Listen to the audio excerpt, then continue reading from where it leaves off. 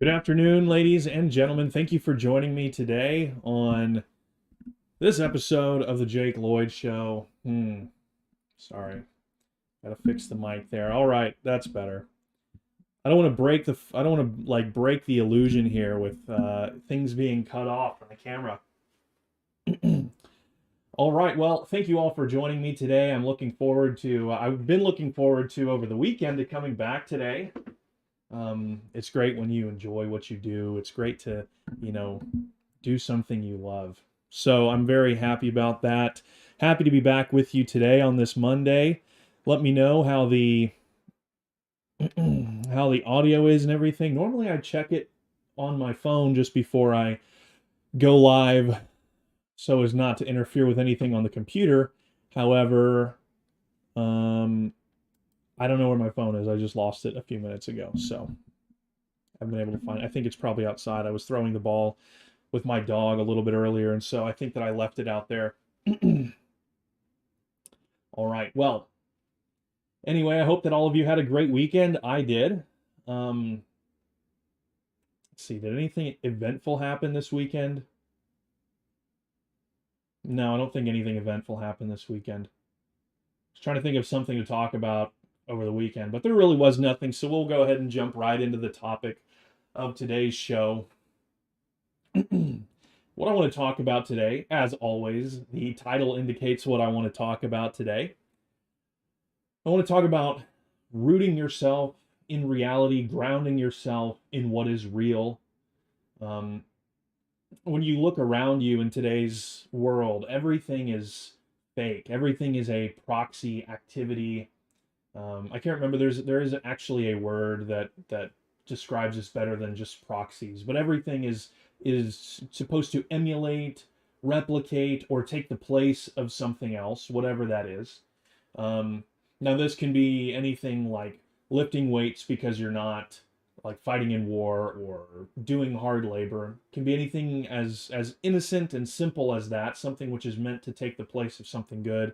Or it can go all the way to taking antidepressant medication or anti-anxiety medication to take the place of having, or to emulate having a fulfilling life, having things in your life which make you happy, which give you a sense of joy, a sense of purpose, a sense of meaning, etc. Everything in our world is fake in one way or another. Now, of course, when I say everything, of course, I don't mean literally everything, because much of these things can still be accessed, but it takes work. Most people live, and that's what we're going to be talking about today, is what that looks like, what a life grounded in true reality looks like. But most people live their lives going along the path of least resistance. And maybe this is about their life choices, going to school. Maybe somebody doesn't want to go to school, and they have no one pushing them. They have no reason to go to school or to take it, go into a training course to learn a trade or whatever the best course of action might be for them. They have no one pushing them. They don't really want to do it, so they don't. It's the path of least resistance, and they go on and they have to work. So maybe they get something that's easy to work and work at, wherever.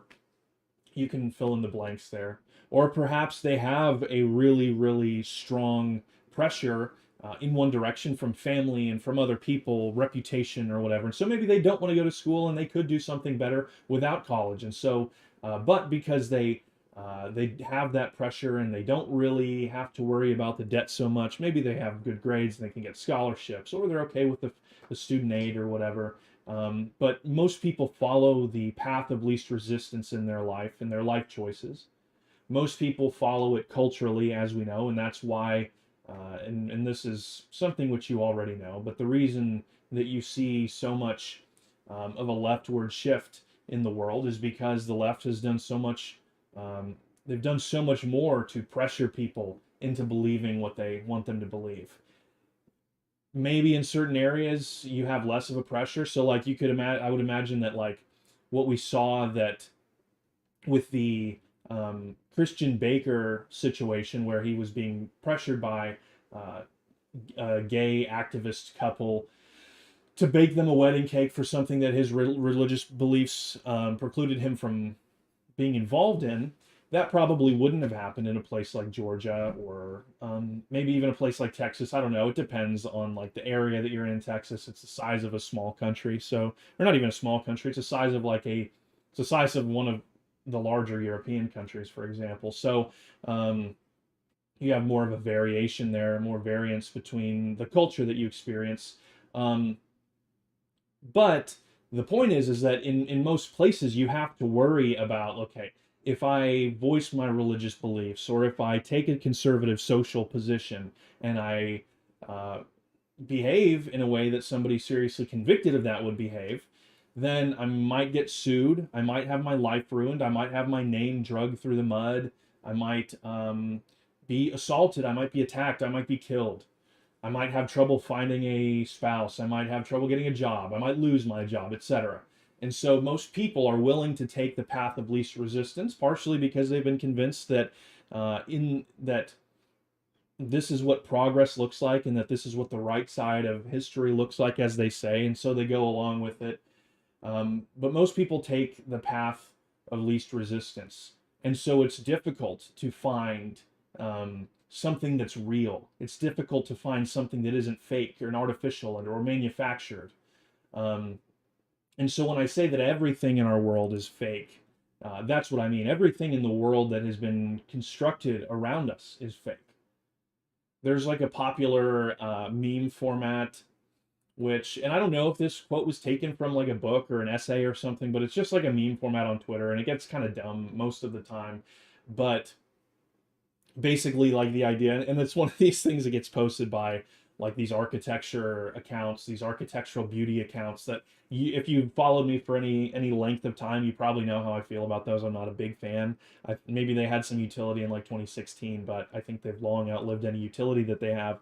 But it's like if you are worried about dystopia, and I can't remember how exactly it goes, but basically like if you're worried about living in dystopia, you need to like realize like you're living in it now. If you would have shown pictures of what now looks like and then shown it to somebody 100 years ago, even 50 years ago, you they would recognize what we live in as some kind of like hellish dystopia. And that's true. I think that that's true. But it goes beyond just like the bad choices that our leaders have made. It goes beyond, like, it's not an accident that the world is the way that it is. And this is something that I think this is a way of thinking that has overtaken things, perhaps as a reaction to the more ridiculous beliefs that some people have about the manufactured nature of our world. So a lot of what I'm talking about here, a lot of what we talk about generally in these circles, has not been the topic of mainstream discussion. And so once these things begin to build, have this swell of people who start looking around and they say, this has to be done by design. Maybe they watch Alex Jones, maybe they watch somebody else and they go, wow, this is done by design. But then they go a little bit crazy in identifying the people or the movements responsible for that. And so because a lot of times those people can get out of control with the blame that they assign to certain people, or the, like, I would say the particular intense focus that they have on certain people or certain groups. And so I think there's been a reaction to this. And this is like something that's been around for a while in the thought process of like NRX people or something. But I think that now especially there's like a pushback on that idea where it's like there is no like by design, and you still get people from the other side of this saying that it's manufactured intentionally. But there is still like I think there's a pushback from people who are saying like it's not by design, it's totally like this, there's nobody controlling this, it's just something run amok. Progressivism got a hold of the country, progressivism became powerful, and then it just got out of control, and then nobody's in control of anything, it's just going and going, and this process has gotten out of control and it's destroying everything. And what needs to be done is like we need somebody to come in, regain control of the situation, and put us back on the right track. Because right now there is nobody in control of everything. I don't think that either of these, like, we don't have to take this as a binary decision, or a binary choice rather, and say, well, either there's like a cabal of 5 people or one group or however many people in control of everything and they're doing all of this. And we also don't have to say that there's nobody in control of everything or of anything, and that all of this is just happening by accident, by some kind of like tragic accident. It's possible to look at the state of the world and say that this has been done, this is happening because of the influence of many different types of people. There are many different interest groups, some of which are aligned with each other, some of which are allied with each other. Some of them are just doing what they believe is in their best interest, and it happens to be bad for it happened universally. All of these people, whether they're in alignment with each other or against each other or completely independent of each other, it all happens to be bad for us. And when I say us, I mean Christians, the American nation, like the historic American nation, Europeans, whatever you want to say. We can agree that all of this is bad for us. However, there are people in charge of these movements. There are people in charge of these groups. Some of these groups do have particular tendencies which they cannot or will not rein in on their own. And so we can acknowledge that while there is no one cabal controlling the entire world, there is no one group controlling the entire world, that there are people who have exerted undue influence and disproportionate influence over the rest of the world. And we can acknowledge that. Now, these people, these groups, these people with massive disproportionate influence have created the world that we live in now. Some of them consciously, they are trying to drive us in the direction that we're in now. That could be the World Economic Forum, the Council of Foreign Relations, the United Nations, the European Union, the World Bank. All of these different groups have been consciously trying to direct us into a certain direction. Whether it's Agenda 2023, I think it is Agenda 23, Project 2030, all of these things. They're trying to create a world where there is nothing real, where nobody owns anything, where you have nothing.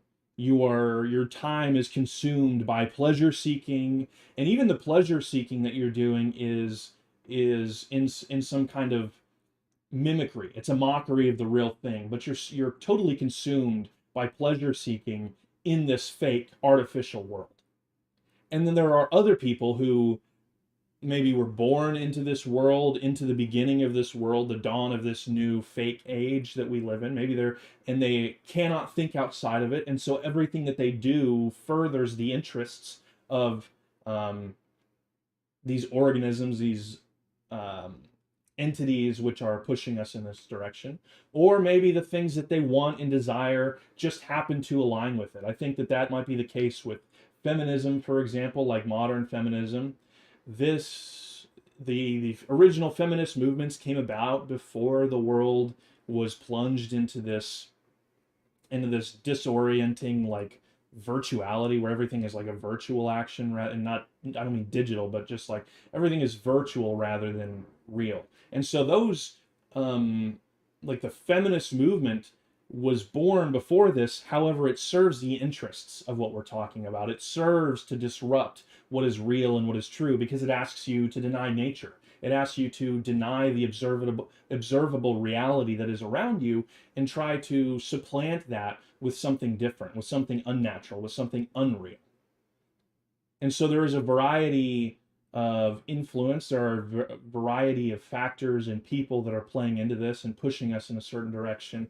But like we can agree that there are people and organizations and groups which are influencing the world in a certain direction, we can acknowledge that all of these different things are bad, and that they work against our interests and towards this artificiality, this fakeness that we see all around us.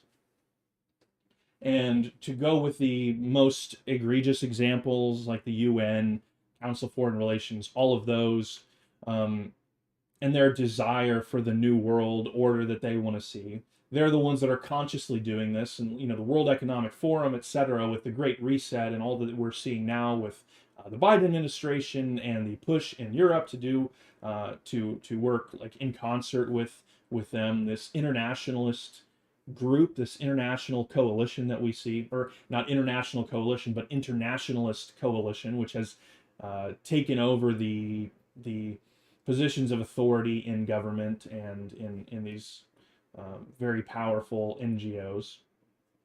So these people are doing it intentionally, and so when I say they are doing this, let's just assign that to them. Let's just assign that to them, so that we're not having to rehash who's doing what and why are they doing it and everything. But the one last note that I would put on, that I would attach to everything that I've just said about the groups doing everything, and there's not one person in control. In the Bible, there's a I believe it's in, I'm not sure if it's in Proverbs, I can't remember, but it says I actually am pretty sure that it's in Proverbs, but it says the locusts have no king, but they go forth in ranks.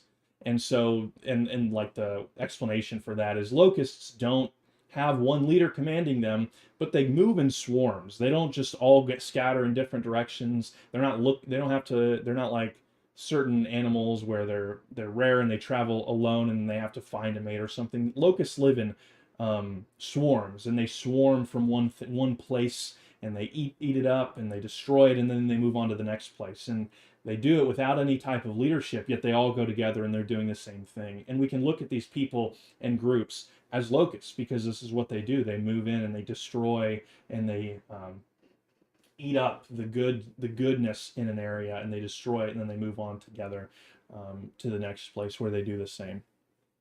So the goal of the globalists is to completely de-realize everything. Nothing is real. Everything is fake. Everything can be replaced.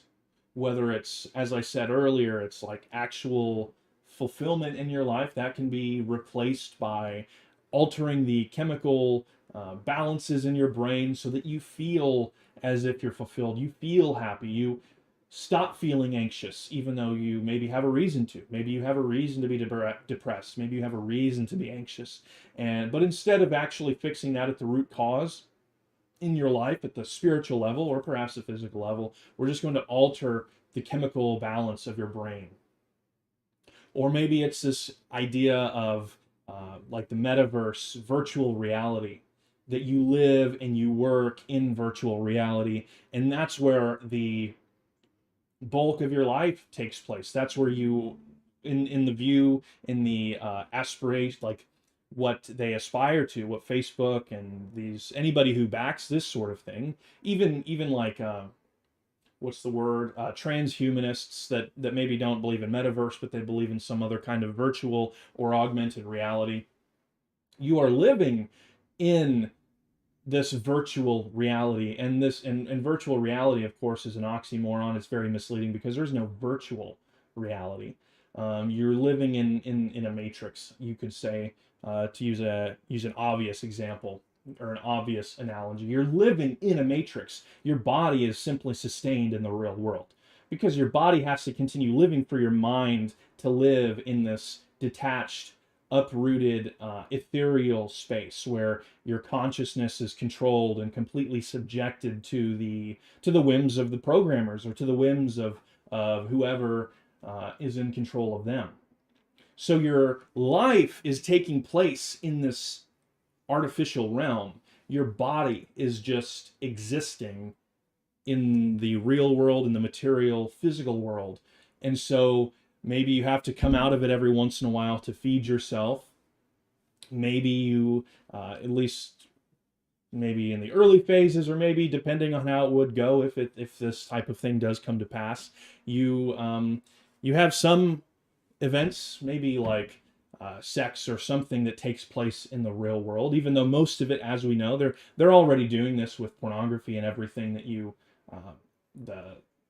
the sexual degeneration, the programming that's happening at a mass scale right now. This is already happening where real sexual engagement between people, whether it's married couples or people outside of marriage, this is already decreasing in favor of pornography and other virtual experiences, proxy experiences. So the goal, and they've already achieved this to a degree, though it's not yet complete, the goal is to completely detach us from what is real. Our money system, you see, like you can, if you think about what it is to be rich, what it is to be wealthy in our contemporary age, what does it mean to have a lot of money? You have a lot of you have a lot of points on a computer screen, but they can be taken away from you at any moment. They can be taken away from you directly by the government. You can have the U.S. government, as they have done to Russia. They can just freeze. They can just steal your money if it's in a bank that they have control of. They can just refuse to let people transact with you, or they can completely destroy the value of it without taking it from you, and they can render you poor after. You can go from wealthy to poor just because they can manipulate currencies. They can manipulate currencies through a variety of things, through a variety of methods. But of course, as you see now, they can just tank the economy at will, whether it be with COVID, printing money, etc. So even wealth means very little now in our world, because the people who are wealthy now are not like the people who were wealthy in the past. The people who were wealthy in the past, they had land, and they were able to afford, they have some land, they're able to afford more land, they're able to afford servants, they're able to afford workers, they're able to they're able to manufacture things. Like, it gives this, you have this real solid foundation of wealth, which is self-perpetuating, and you can use that to spring into other things. You can use it to spring into other business ventures. You can, you can start endowments for arts or sciences. However, now, while to a degree that remains the same, because wealth is, in a sense, wealth is to a certain degree self-perpetuating with interests and other forms of money manipulation. But there's no real basis for it. Maybe you get your money, maybe it's passed down to you, or maybe you make it in a service or by selling a certain good, however it comes to pass. But most people don't have any real wealth. They just have dollar bills, and those can be taken from you, or the value can be taken away, and so you are left with nothing.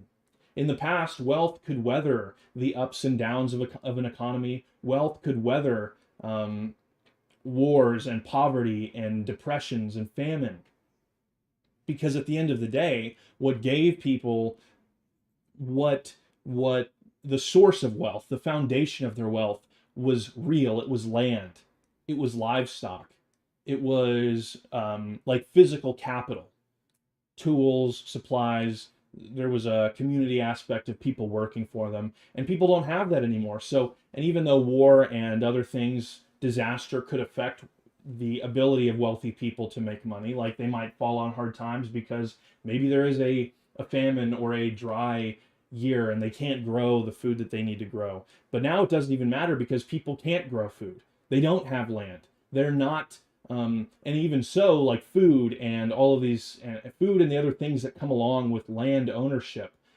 are not like that. No longer builds wealth because this is all concentrated in the hands of a few people. Like most of the food in America is not made on a local person's farm. It comes from somewhere else. And even if it comes from somewhere else, even if you live near where this is coming from, it's owned by somebody in China or California or New York or wherever. It's owned by Bill Gates or the Chinese government. And so the food that you're getting is not it's not local to you. It's not from people who, it's not, it wasn't grown or raised by people who are providing anything real to your community. And so further, this like breaks up the community that you live in. There's no dependence upon other people.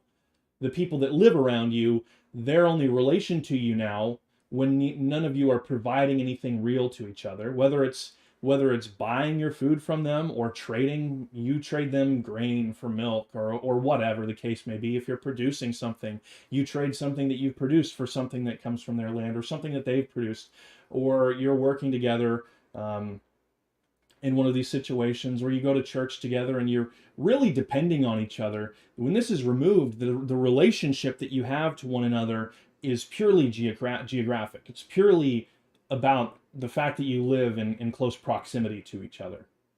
And communities are not built on this. Communities are built on shared identity, regional culture, religious engagement. And at this level, at the level of a community, at the level of a town, the religion goes beyond just like what religion you are. Like when you talk about a national, the binding together of a nation because of their religion, this is more at the conceptual level. It's more of the theological level. It's like we have a shared religious identity. We are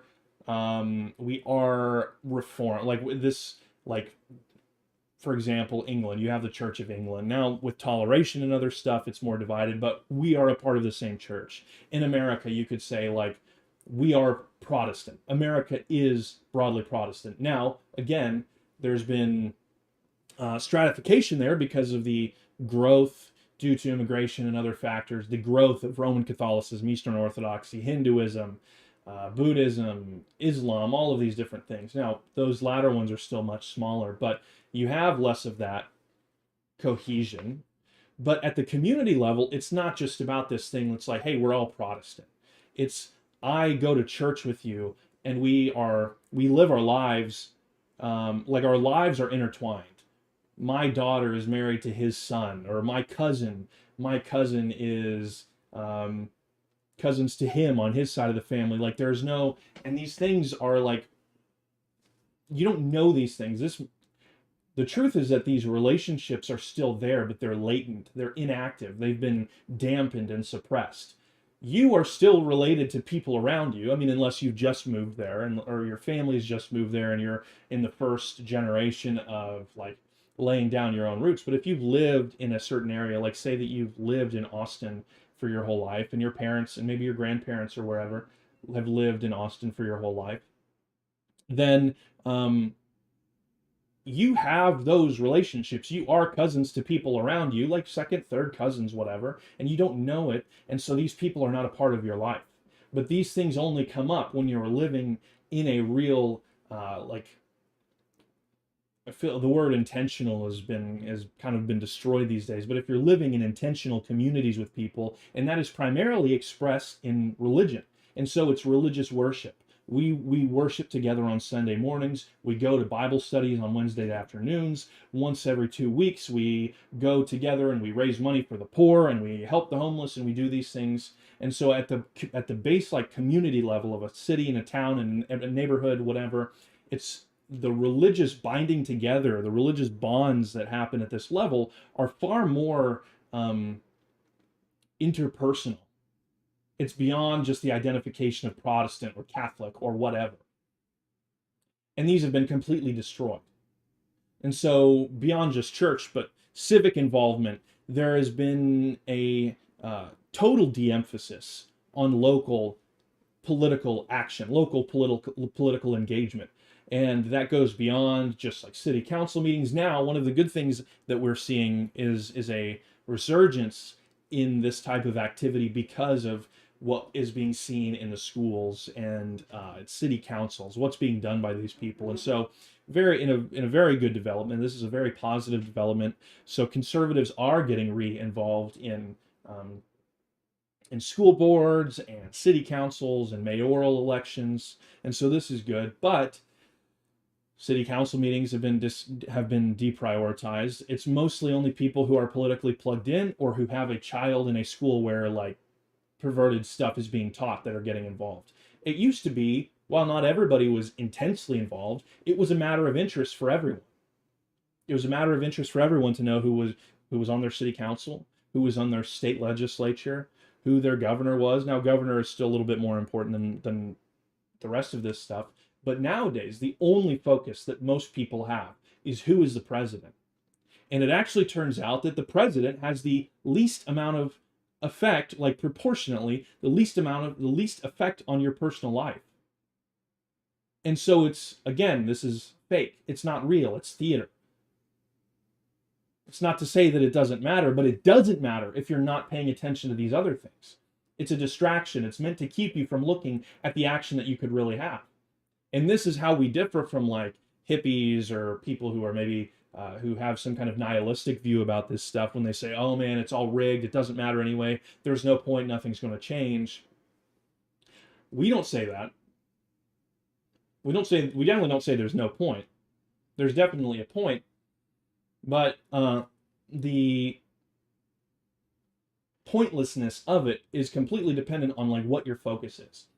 So if you're completely focused on the president, yeah, it's pointless. There is nothing going to change if you're purely focused on that. Or same thing with Congress. Congress doesn't have any real power anymore. It's all been usurped by the executive branch and like the deep state and all the stay behind networks that are in place and all of that. But the pointlessness of it, the fakeness, the artificiality of it goes away if you're focusing, if you have a holistic focus on what is local to you, on what really has an effect on your life. And so everything that we live in, as we're talking about, everything that we see, everything that is a part of this constructed world, everything that is presented to you, that doesn't have to be found, because it does take work to figure out like what we're talking about with land and stuff. It takes work. You have to go out of your way in order to buy land, in order to develop an anti-fragile like social network that can that'll help you in times of disaster or upheaval or anything like that. These things are real. Gardens, raising chickens and goats or sheep or whatever. These things are real, but you have to go way out of your way to do it. Same thing with like relationships, religion, etc. But everything that we see around us is fake. Entertainment, all of this, propaganda. And this is kind of a side note, but it's like what everybody consumes, like entertainment wise, these people are all from like Hollywood and New York. And it's presented as if it's from everywhere. You have people that talk all different kinds of ways. You have people that supposedly believe different things in these. And so it's presented as though this is what America looks like, but it's from the mind of somebody who's never left Hollywood. And it's a chicken or the egg thing, I guess, with the inability of people to separate TV, like perceptions created by television in the real world, but that is how things are. People are unable to separate the real world from what they see on television, which is made up. It's made up. You see this on Twitter all the time, people pointing this out, that somebody says something like, well, oh really, like that's why this happened in this TV show then, huh? Or like, we see that this is how so and so reacts because if you ever watch the show or the movie XYZ, and it's like, this is made up by like a handful of people at most, maybe just one person who wrote a script where this happens, and then everybody thinks that that's the way the real world works. So people are already living in this fake world. Now I think that I've gone into that enough, but they want to trap you in this. They will, and they have already trapped the world in like a mind prison. Everything exists in the mind. Nothing is real. Nothing is truly felt and experienced, whether it's whether it's emotions, worries, anxieties. These things aren't supposed to be 100% felt and dealt with in the mind, but your body is supposed to experience it. You're supposed to really be doing things with your body and not just like playing sports or whatever, but you should be moving. Like, your body needs this. You are as much your body as your soul. Now your soul is like, what is it? Anyway, your body is like the form of your soul. I don't know, but they are deeply intertwined, and both of them matter. But we live in a world now where, and this is interesting. I was talking to a friend about this over the weekend, trying to figure out if there's ever been an analogous movement. We've seen things before, like for example, we've seen like Gnosticism before, where there's some kind of where material reality is rejected. Like the body is seen as lesser. It's seen as some kind of like prison that your mind or that your soul is trapped in. We've seen that.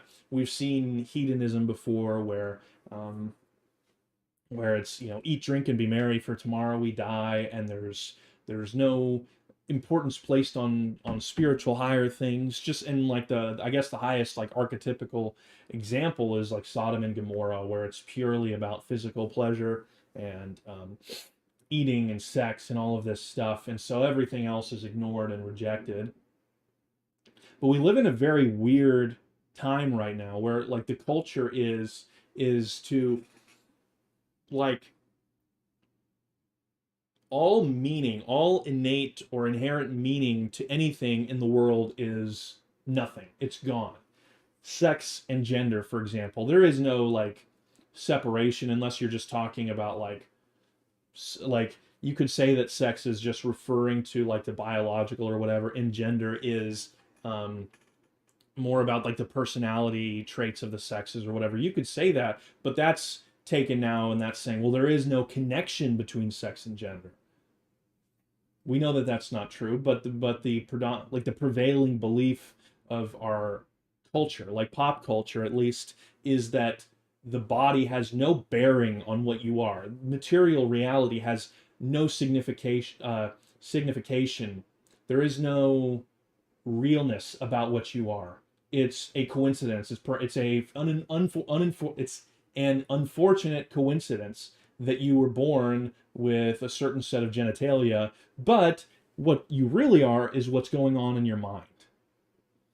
And this is like the same thinking is applied to race. It's applied to even like some of the crazier circles. This is not like something that most people believe yet, but age is not, and I have to be careful about the words that I say here on YouTube, but like age is now, well, that's nothing. That's just like the number of years that you've been on this earth don't decide how mature you are or what you're ready for physically, or it doesn't have any bearing on you. A 60-year-old man can identify as a 12-year-old, and thus ... Like, you see how this goes. And but it goes beyond that. It goes into less consequential areas of your life, but meaning has been totally divorced from the physical realm. Yet, at the same time, that all inherent meaning, worth, value, etc., has been divorced from the material world. The material world is the only thing which is to be pursued. It is the only thing of value.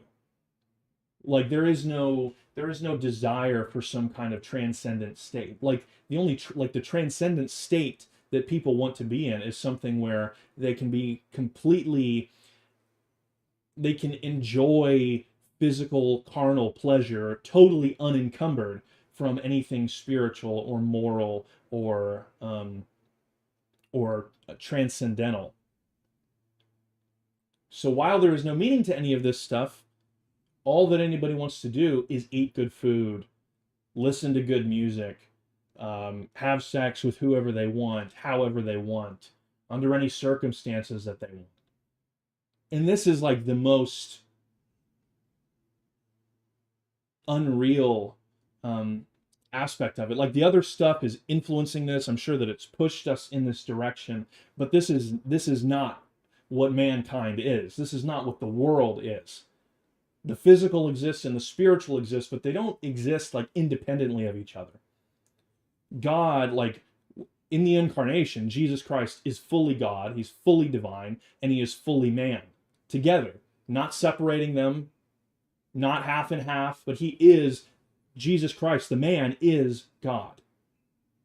And similarly, I am my soul and I am my body, but I'm not one or the other. They are both me. And so when I die, while I may go to heaven in spirit to be with God until the resurrection, there will be a resurrection. My body and my soul will be reunited because that is the way that God has created things to be. Similarly, sin has affected the world, even though the trees don't sin, like death has come into the world because of sin. And so the physical world is connected. The physical world is affected by sin or righteousness on the other side. The Bible says that creation groans in anticipation of God setting things right. And then while this may be God acting these things out, we know that physical, like earthly disasters befall a certain people or a certain place because of their rejection of him. And maybe that's part of the reason that we're in the situation that we're in now, with all of the terrible things happening. But we know that this is so. While it might be God doing it, it is the physical world, the material world, punishing people or places for spiritual transgression. And so to deny that, to deny meaning in the physical or the reality of the spiritual, is to deny like the very nature of reality itself. The material world is real and it matters and it has value. So does the spiritual world. It has value and it is real. And these things are connected and they're not meant to be separated, especially not forever. The reason why our body and our soul will be separate for a time when we die, awaiting the resurrection, is because of death, because of sin. So this was already this, even though this is a good thing and it's God turning this wickedness on its head and it's defeating death through death, it's not the way that things were supposed to be when he created them to be perfect. And so I was talking to my friend about this. You know, is there an analogy for another, like, has this been believed at some other point in time by another society or another culture? And we couldn't place our finger on one. We could say, well, Gnostics believed this, and that's kind of similar, or like just this wicked people, this like hedonistic culture at one time. We could find pieces of it, and maybe it's true that there is no like exact analogy for any one type of wickedness, that it's all a unique who knows. But we couldn't think of one to set it on, to relate it to directly. And that conversation is what has me thinking about this now. And so, because our enemies, whether we put it on the enemy, the evil one, the satanic host, the evil demonic host, whether it's them or whether it's their agents on earth, wittingly or unwittingly, enemies of God on earth, they want to divorce us from what is real. And so we should push and fight and fight and fight to ground ourselves in reality as firmly and as deeply as possible. And number one, the most obvious and the most the truest expression of that is to root yourself deeply in God through the reading of Scripture, the reading of God's Word. It shows you what reality is. This is God spelling out reality to you. This is God giving you an example. It is showing you what is wrong with humanity, and He's showing you what He is, who He is, what you are supposed to be like in relation to Him. And so you have to learn, you have to see what this is like. And obviously, with the person of Jesus in the incarnation, you have the purest, most complete example of that. God as a human being, living perfectly in alignment with the divine reality, with the divine nature, with the divine character. And so you can learn, you can see, and then you can emulate. And you should be emulating it, whether it is the things that Jesus told us to do, like loving our neighbors, praying for our neighbors and our enemies, helping the poor, like things that might seem alien and counterintuitive to the human beliefs about these things, but God has told us that this is the way that it should be. We can live in accordance with that. But we should also be trying to live in alignment with the way that things should be, which can be discerned from nature and the history of man, in light, through the lens of Scripture and divine revelation. And that is that we should be living in, like, this can be something like things we ought to be doing, and then things which we prudentially ought to be doing, things we should be doing for the sake of prudence. Things that we ought to be doing are, and this is intertwined with like the moral commandments that we find in Scripture and everything, but we are meant to live in communities with people, like real communities. There is meant to be an interdependency, independence in some ways, but dependent upon other people. We're meant to be. This is always how humans have lived. You can't do everything that you need to do and excel as a society for any purpose unless you are dependent upon other people. You can survive on your own, of course, but all your time is going to be spent by hunting and fishing and whatever else you have to do. So to excel as a society, you have to be living in community. And this goes beyond like the trite left-wing community organizing that has been ingrained into all of our heads, but this is about real moral living and interdependency with other like-minded people that you are bound to by family ties, religious ties, etc. And so that is important, but then also like things which are prudentially important that we ought to be pursuing, and that's like owning land. You don't have to own land to do any of the things that like I've just listed, whether it's living in community or worshiping God and living a righteous life. You don't need to own land to do any of that. However, if all of us have this real basis for wealth, because eventually, I don't know if it'll happen in our lifetime or when it'll happen, but eventually this like fake economy system that they have going will collapse, and then all that will be left is what is real. Eventually, like all it takes is a solar flare, like a huge solar flare or some kind of EMP blast from something else in space, or a or a disaster on this planet. All that it takes is one thing, or an unlucky coincidence of several things, to completely destroy the system that we have of like electronics and digital and internet and all of this stuff. And when that happens, then, say that we're in like worst case scenario where the metaverse is taken over and we're all living in like a literal matrix. In that situation, then boom, all of that goes away, and all that's left is what's here. And so for prudence sake, we should be wanting to do we should be pursuing like a foundation for real wealth and resilience and independence from the system. Independence, I wish that I could go back through the stream and emphasize the importance of independence beyond wealth, because it's not about the wealth itself, but the benefit of the wealth that comes from these things that I'm talking about is independence.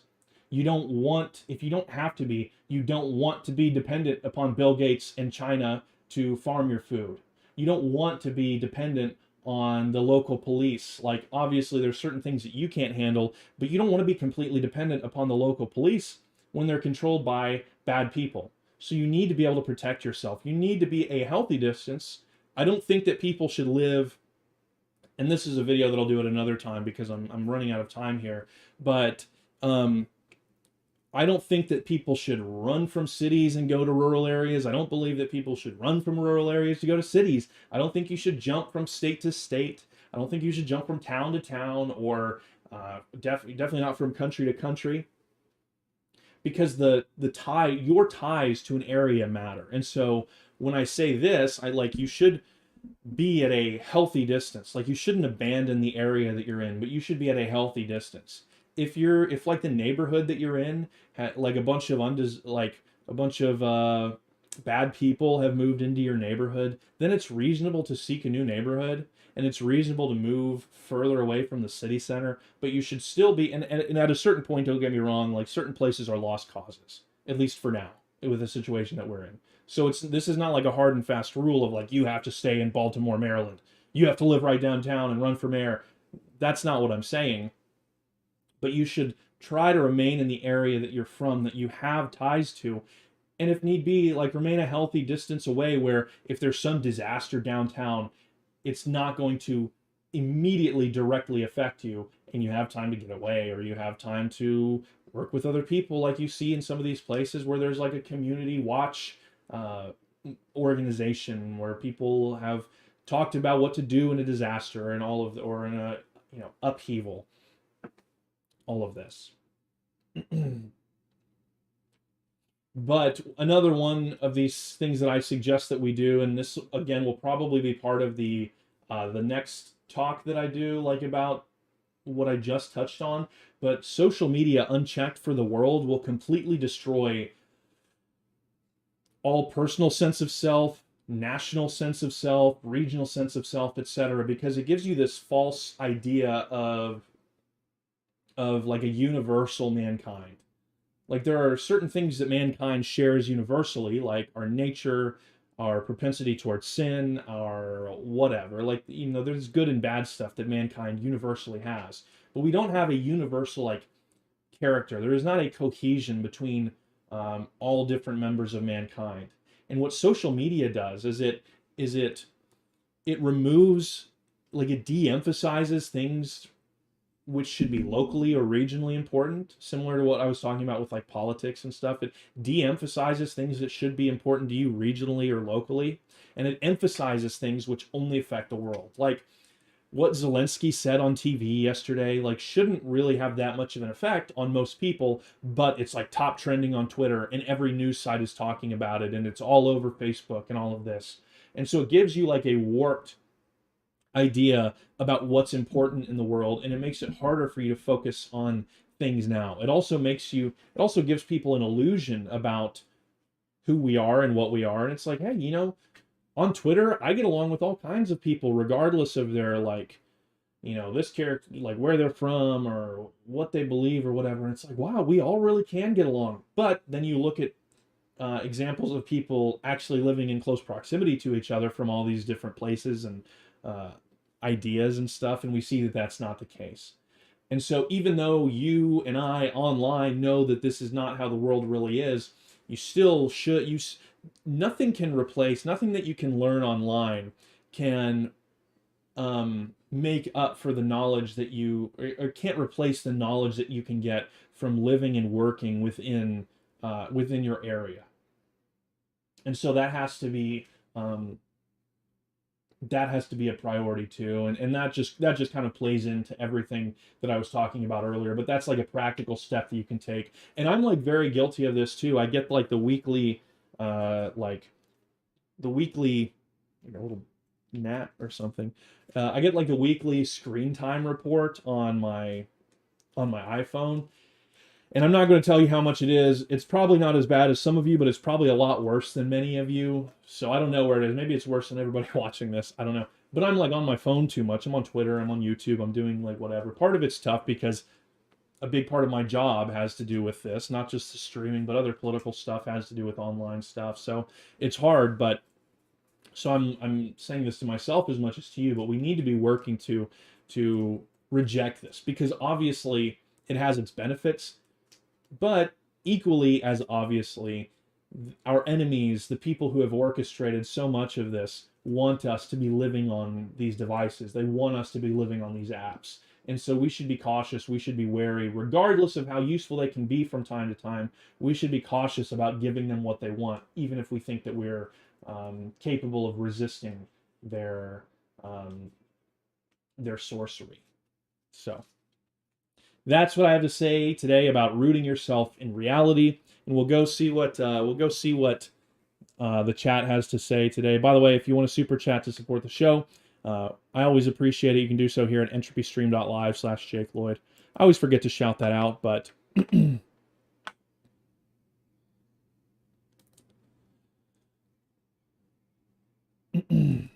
let's see. I'll check YouTube first.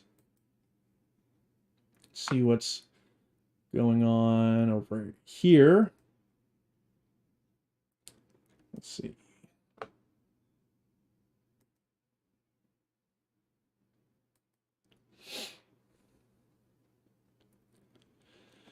Okay, small font here. Okay, so from Web Phoenix for $4.99. Thank you, Web Phoenix. He says, I cried when Jaden left. Cry face. How could he do this to our Lord and Savior Nick? I don't know. I guess he's just I guess just everybody else is wrong. It must be everybody else. It must be everybody else. Jaden's a bad guy. Yes. Web Phoenix with another $4.99. Okay, this one's says, what's the best way to cope with Jaden leaving? Nick won't even touch me anymore. Sad face. No comment there. Real Greg, thank you very much. He sent a super sticker, so no word, just a little sticker for $5. Thank you for that. Yeety Peterson with $5. What's up, Yeet Peterson? He says, here's a $5 towards a new microphone or a gamer chair or a blacklight and $70,000 car, all essential for the right-wing content creator. Thank you very much. Yeah, I would appreciate that very much. I should have like a little bar at the bottom, like I need a $70,000 car so that I can do better streams.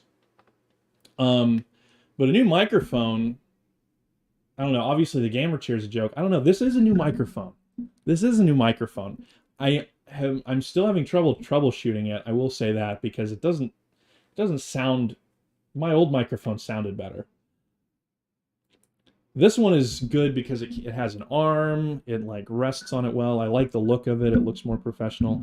And I did a bunch of looked at a bunch of reviews and a bunch of like videos about the microphone stuff. And so I heard people like testing the microphone. I wanted to make sure that it had good sound when, and it sounded much clearer. This one sounds like I'm in like I'm speaking through like a what are those things called? Not like a speaker bullhorn, but the ones that people used to use. It's just like a big cone. It sounds like I'm speaking through a cone. Anyway, thank you for the super chat. We'll figure out the mic thing eventually. Let's just be happy that the stream is online. We have a background. The camera's better than it used to be. It's not buffering every 5 minutes. I think it's much better. All in all, I think we've had a net improvement in stream quality and everything. The mic is important, but we'll see. We'll see about the rest of that. Whoa, what's up, Pioneer Zoomer in chat? Shout out. All right.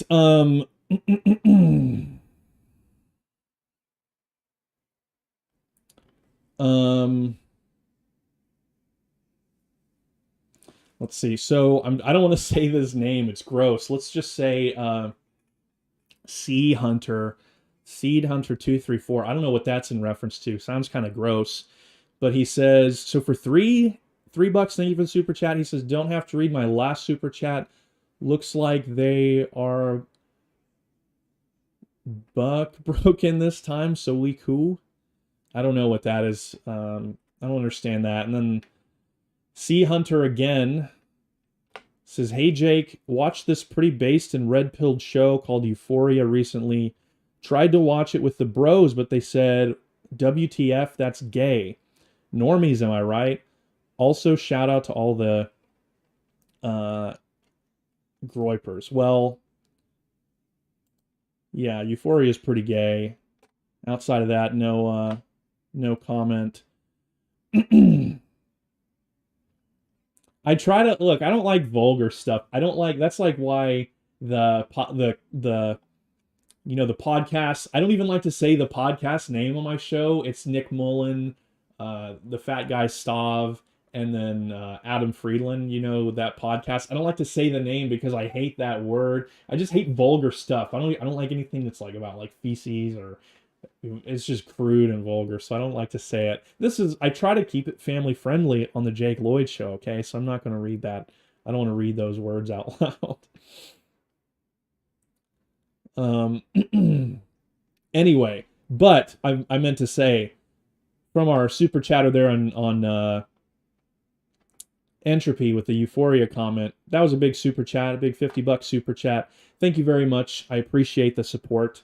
Don't watch Euphoria. It's gay. It's literally about gay degenerate sex practices. I beg you, viewer, this totally real story, you have to stop. You have to stop watching it. You're destroying your brain. Your soul is in danger. And then he sent another one for $3 and said, "Sorry, sir. It's okay. I understand. I appreciate the support." So that's that. Oh man, I gotta check DLive really quick. Again, DLive is great when I can look at it, but it don't keep track of the super chats. So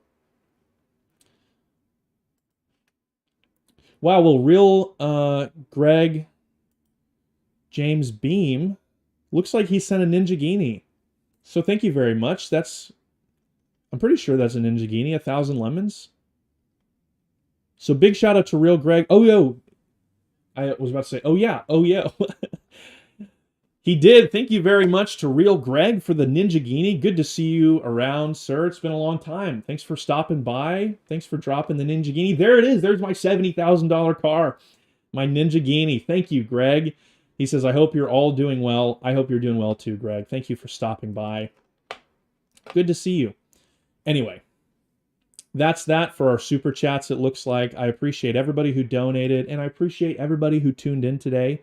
Be sure to like the show. A bunch of, oh, here we go. Yeet Peterson with another $2 super chat says, have you ever seen a 3XL coat on a small child? Usually, you know, usually like at Salvation Army or something, yeah, I see that sort of thing, and it's sad. I'm just grateful that they have coats, you know. You see a small child wearing a big giant coat like that, kind of ratty, like clearly like comes from, you know, it's not something that they normally wear, but at the end of the day, you're just happy to see that they have something to wear. Thank you for the super chat, and that's a good reminder, you know, as we were talking about like helping the poor earlier, you should donate your excess clothing to Goodwill and stuff so that somebody less fortunate can wear it. It's a blessing even if it doesn't fit them. So looks like that's all for the super chats today. I appreciate everybody who super chatted. I appreciate everybody who watched as well and tuned in.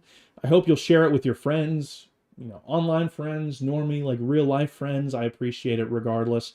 And be sure to drop a like. There are a lot of angry, you know, we were talking about antisocial freaks lashing out last week, and there's a lot of them doing that, trying to dislike my videos because they don't like you know, light being shown on their insecurities. So I hope that you'll drop a like to stick it to the antisocial freaks. And until next time, I hope you have a great rest of your evening and great day tomorrow, and I will see you same time, same place on the next edition of the Jake Lloyd Show. Have a great evening.